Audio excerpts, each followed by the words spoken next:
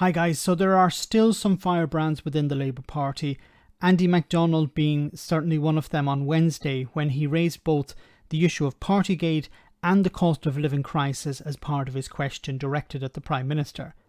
Now, I've said before, it's pointless asking the Prime Minister or a Minister a question as the scripted lie will always be the same. So it makes sense to go on the attack. And this was pretty scathing. Have a listen to what Andy had to say.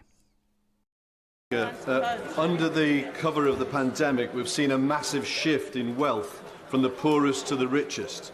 A partying PM and a law-breaking rich list chancellor have lined the pockets of their wealthy pals, whilst upwards of 175,000 of our fellow citizens have died from COVID, and they're now sitting on their hands and laughing in our faces as the cost of living crisis and fuel poverty could well leave thousands more to die of cold in their own homes. So, Mr. Speaker, when we saw pictures of the PM partying in the middle of the pandemic, was he toasting his assault on the working class? And I ask him, how on earth does he sleep at night with so much blood on his filthy, privileged hands?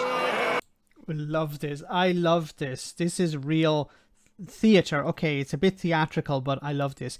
This is what you need to be saying. These clips generally go viral. This is an attack on Boris Johnson, his privilege, Tory privilege. This is what the working class people need to hear. You need to understand who your enemy is. You also need to understand who's on your side. Prime Minister. Mr. Speaker, from furlough onwards, everything we have done since the pandemic began has been to get money into the pockets of the working people of this country. Then why did you take it away? Why did furlough end? Why did you remove the uplift to universal credit?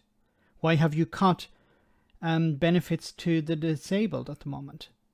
Why have you taken all these supports away? You can say, yes, it was great to have some of those supports in place, helped people during the pandemic, but now there is a new problem. There is the cost of living crisis, and instead of actually helping people, you're taking it away.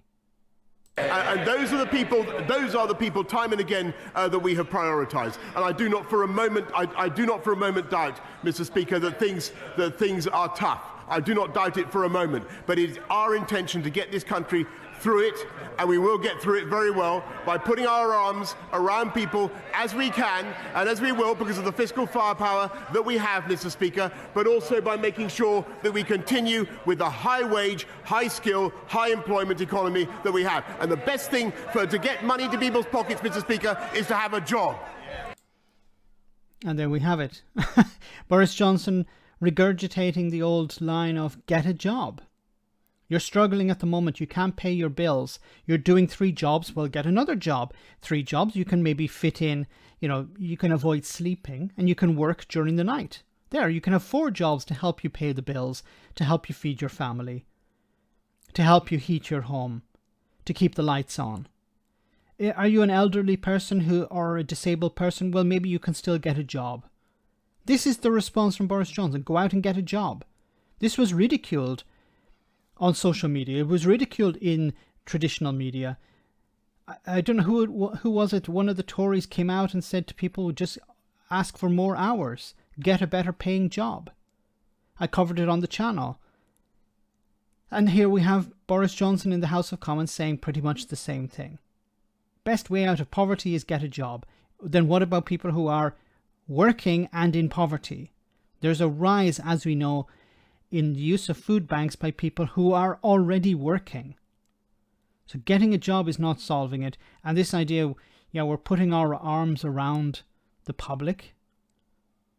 Well, it's not heating up their bodies or heating up their homes, these arms that are going around.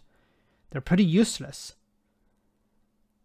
But this is what is to be expected. Now, there has been talk of a distraction.